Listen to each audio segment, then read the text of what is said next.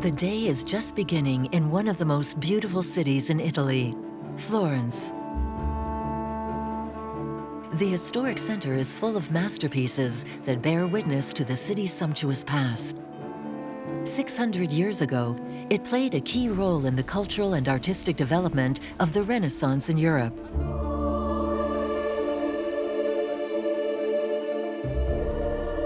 Florence is home to a sacred monument that has brought Christian architecture into a new era.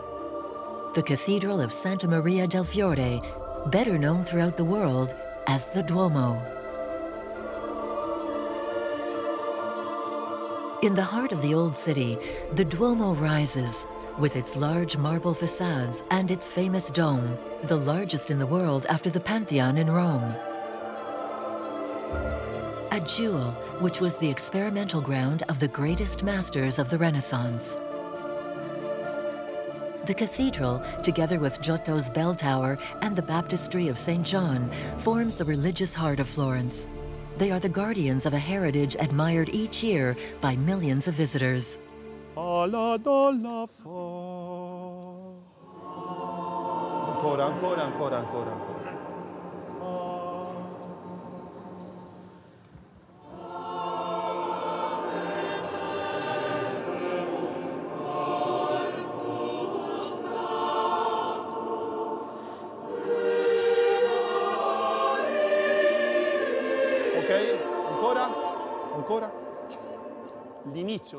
Before the crowd arrives, the Duomo's sacred music choir rehearses under the direction of its master, Michele Manganelli. All'ottava sotto.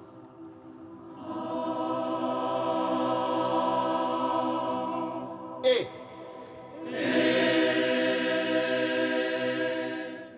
1, 2, 3, 4.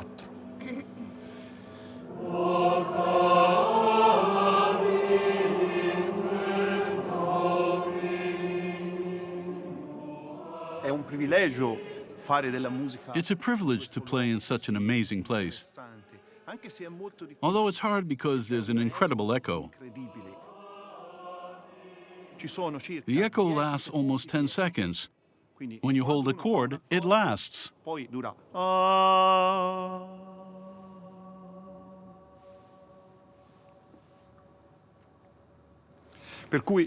That's why the choir director, rather than listen, must anticipate to spread the sacred message.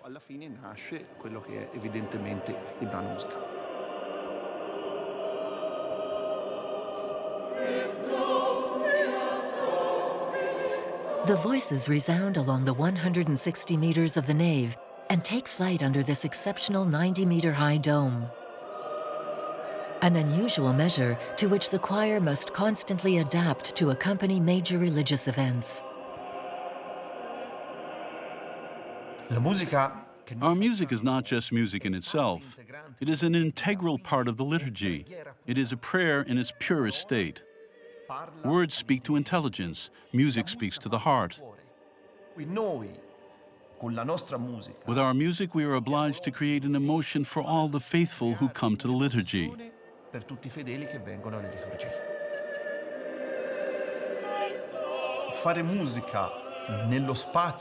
Playing music in the dome is the most wonderful thing in my life.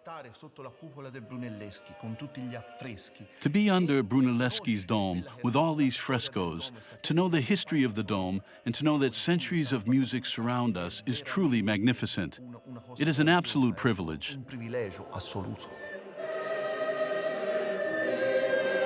The choir performs the entire classical repertoire, but also original works composed by Michele Manganelli. Because since its construction, the Duomo has been a building entirely dedicated to artistic creation.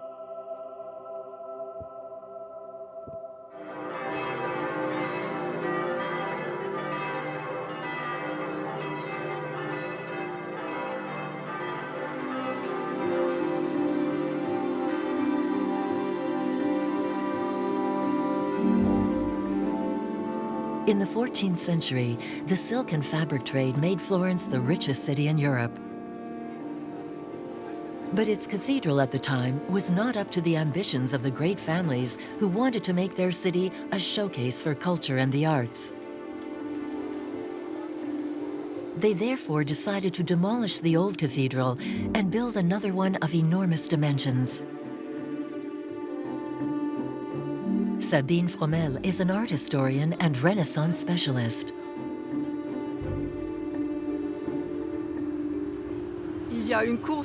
There was a race for greatness during this time.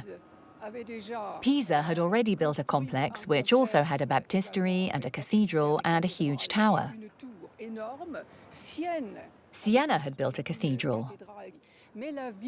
But the city was thriving, and the city was characterized by great pride.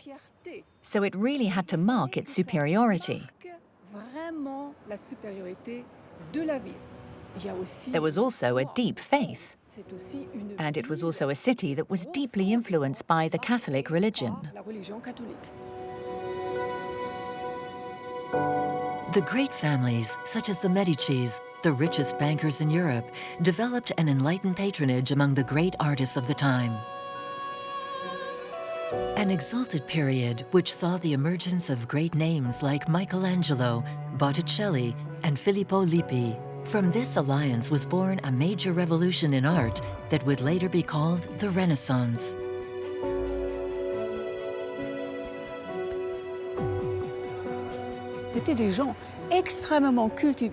They were highly cultured people who wanted to contribute directly to the prosperity of the arts and who invested money to make this artistic boom evolve.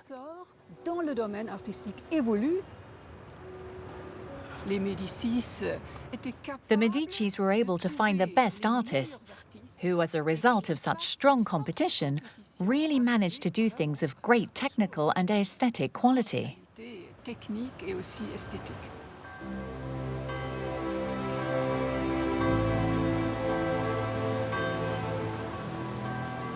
Several generations of architects and patrons followed one another throughout the construction. Their influences mixed with engineering progress to help the building evolve. Arnolfo di Cambio, Giotto, Pisano, for these men, the cathedral site was the work of a lifetime.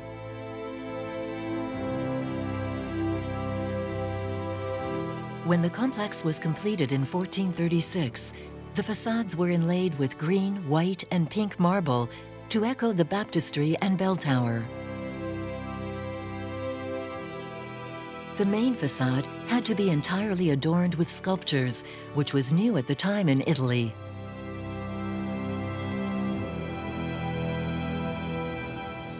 But it will undergo many alterations until its full completion in the 19th century by the architect Florence.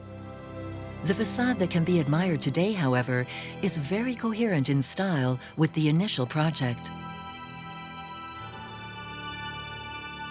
Carved doors, Gothic rosettes, and sumptuous statues punctuate the complex. But such a masterpiece requires constant maintenance.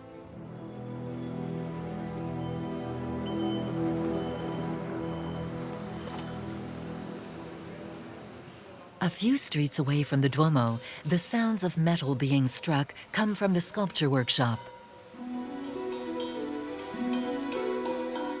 Created at the time of construction, the bottega or workshop of Florence's cathedral is still in operation. Marcello Del Colle has been preserving the Duomo's works of art for 34 years. Allora, il nostro lavoro fondamentale è quello del Our job is to redo the parts that have become damaged or deteriorated. si degradano, che si sciumano, ovviamente We must do this integrative work with the materials used at the time, con i soliti materiali, namely Carrara marble. nell'epoca, per cui marmi di Carrara. E poi a noi fondamentalmente ci piace rifare a mano nella bottega. At the cathedral's bottega, we like to work by hand and then return these pieces to our cathedral. Allora, noi praticamente le tecniche nostre della lavorazione. Our working techniques have not changed a lot compared to those of the time. Cioè noi abbiamo sempre il solito mazzolo We still use the traditional steel mallet and tools. in acciaio. About 80% of our work is done in the traditional way. Che noi facciamo appunto in maniera molto tradizionale.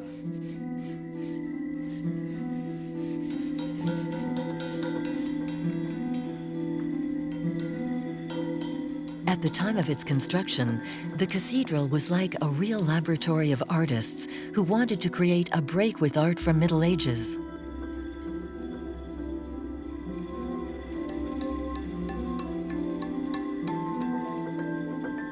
Today, the Bottega's sculptors perpetuate their expertise.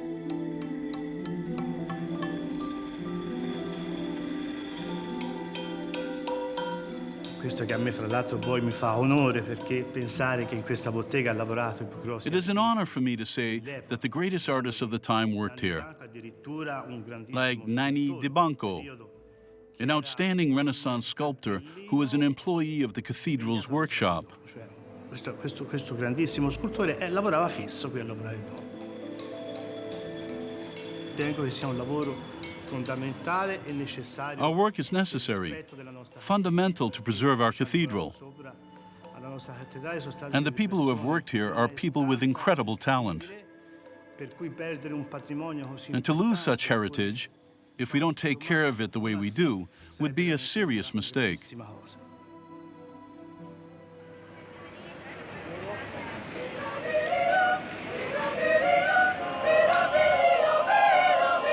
In the middle of the day, a cosmopolitan crowd overruns the Piazza del Duomo, the Duomo Square, like this university choir from Indonesia. I feel amazed about the art, the building. It's majestic for me. It's amazing. I mean, we don't have anything like this in Indonesia.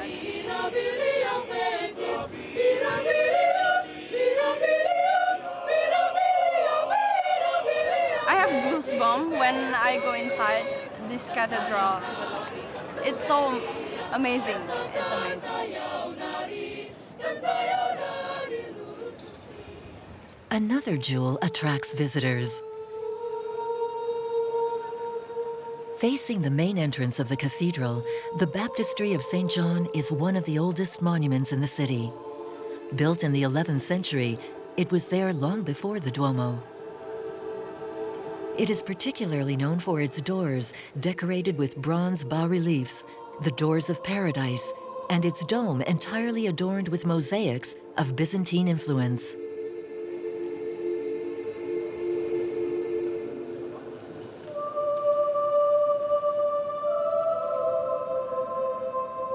For Timothy Verdon, director of works at the Duomo, the Baptistry shows Florence's very old desire to impose itself as a city of the arts. The Baptistry of Florence is one of the best examples of the adaptation of the Byzantine style in order to express cultural supremacy.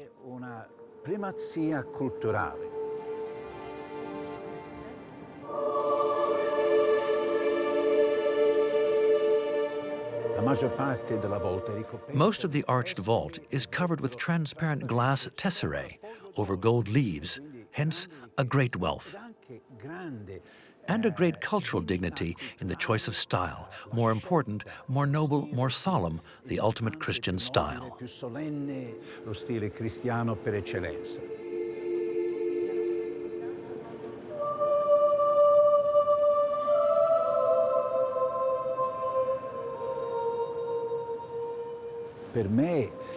For me, the baptistry has a particular emotional charge.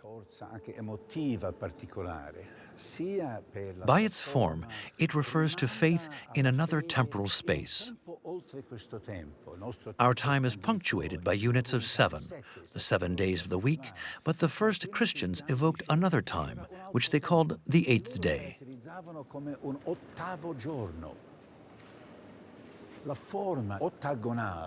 The octagonal form refers to this passage that the baptized person makes that day in that other time, eternity.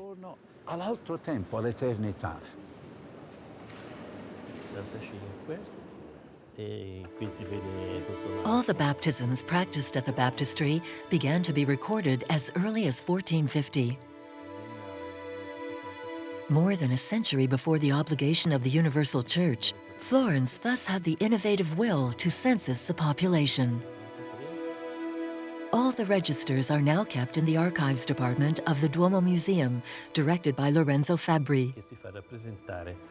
Among the anonymous, some Florentines mark their time. Inscribed here is the baptism of Amerigo Vespucci. It's interesting because there's the first mention of Vespucci's discovery of America. But here it says he discovered New India.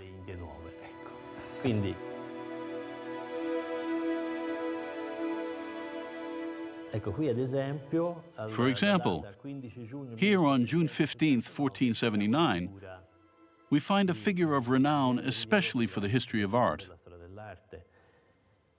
This is Lisa, Camilla de Antamaria Gherardini.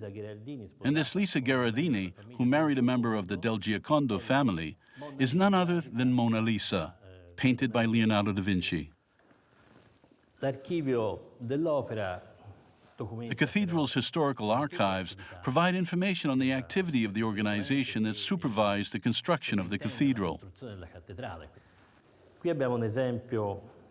We have a very interesting example here that refers to the cathedral.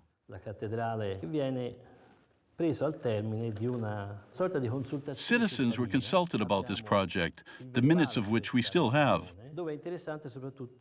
where it is interesting to see the list of Florentine names from all backgrounds.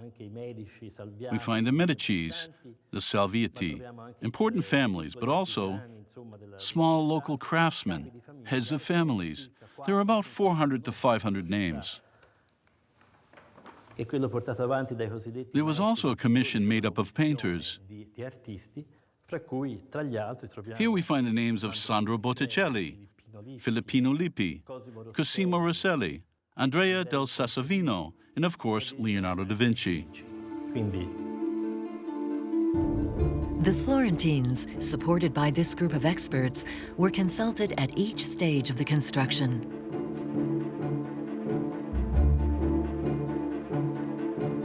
The evidence of the link that they maintained with the cathedral is collected in the museum devoted to the history of the building.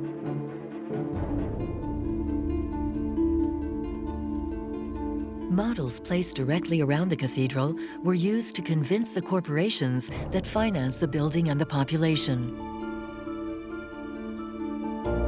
Once the cathedral walls were completed, the architects found themselves at an impasse. The roof still had a gaping hole in it, an octagon supposed to support the largest dome ever made of masonry.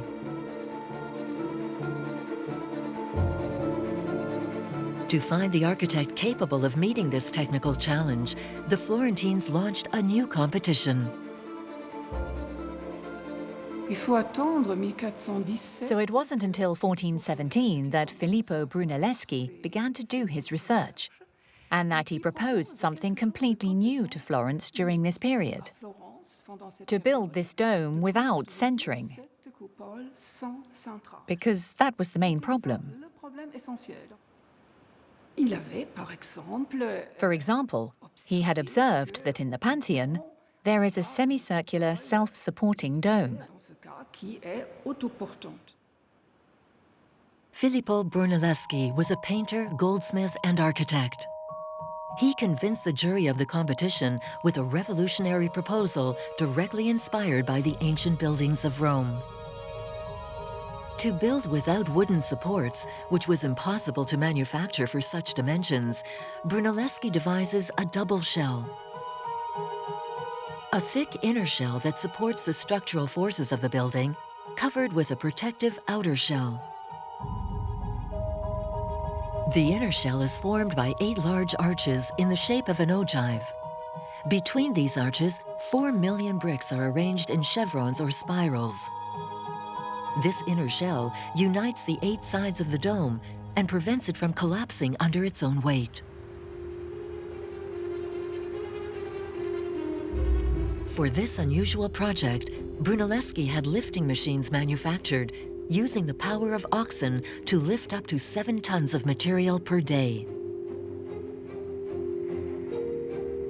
16 years later, in 1436, the dome was completed.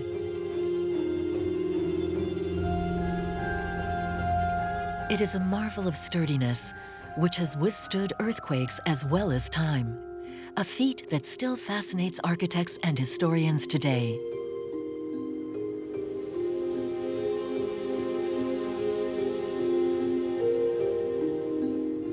It was only in 1571 that the painter Giorgio Vasari, a pupil of Michelangelo, was commissioned to paint the fresco covering the dome.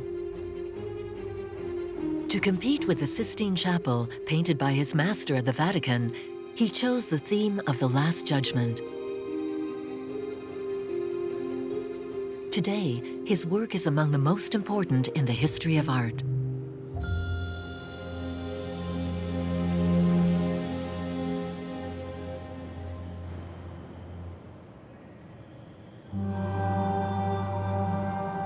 Like Michelangelo or Vasari, the artists of the Renaissance could be at once painter, sculptor, architect. They were carried by an artistic and scientific emulation unprecedented in history. Astronomy was therefore quite naturally invited into the cathedral. To set the date of Easter to mark Christ's resurrection for Catholics, the Church needed to orient itself time-wise. They asked the mathematician Paolo Toscanelli to make a sundial directly on the floor of the Duomo. Massimo Mazzoni, secretary of the Italian Astronomical Society, revisits the arrival of a curious instrument under the dome. Toscanelli needed an instrument that could calculate the position, inclination, and rotation of the Earth around the Sun. So he asks his friend Brunelleschi to build a gnomon inside the lantern he has just completed. It is an instrument which was used to measure the position of the Sun, the passage of the Sun at midday, and in particular during the solstice. At 90 meters above the ground, a bronze plate pierced with a hole, the famous gnomon, directs the sunlight inside the cathedral. The sun rays picked up by the instrument are reflected on this meridian line indicating the days and hours. Every year, on June 21st, the day of the summer solstice, when the sun is at its highest in the sky, before one's eye, a circle of light blends into a marble circle inscribed on the ground.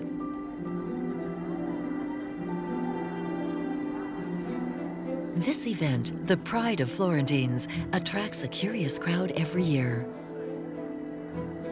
This technique, based on the path of the Earth around the Sun, nevertheless contradicted the principles of the Church, which placed the Earth, immobile, at the center of the solar system.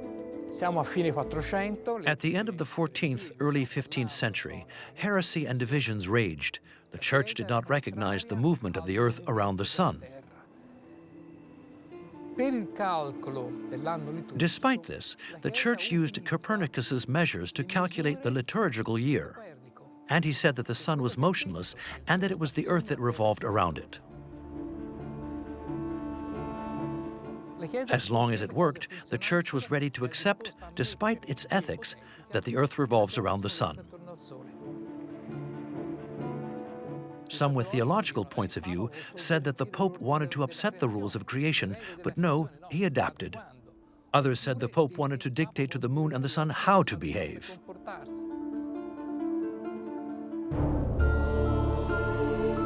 Although science and religion have collided many times throughout history, the Duomo will forever remain a place marked by human genius. Time is suspended in the nave of this gigantic cathedral. Here, where the Renaissance came to life in all its forms. Here, where today the sacred mixes with the profane to keep alive one of the most remarkable churches of Christianity.